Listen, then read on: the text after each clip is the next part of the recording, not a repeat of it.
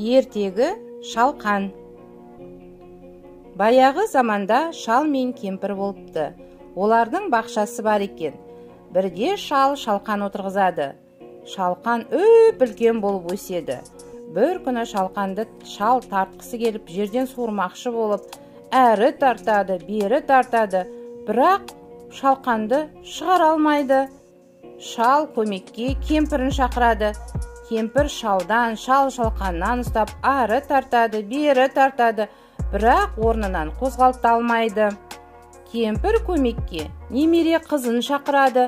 Немересі кемпірден, кемпір шалдан, шал шалқаннан ұстап, ары тартады, бері тартады, тағы да суырып шығара алмайды. Немере қызын итін шақырады. Ит қыздың етегінен, немересі кемпірден, кемпір шалдан, шал шалқаннан ұстап, ары тартады, бері тартады, шалқанды суыра алмайды. Енді ит көмекке мысықты шақырады.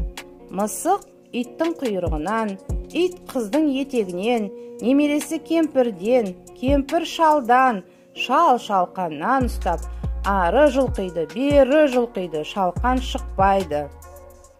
Мысық тышқанды шақырады. Тышқан келіп, мысықтың құйрығынан, мысық иттен, ит немересінен, қыз кемпірден, кемпір шалдан, шал шалқаннан ұстайды.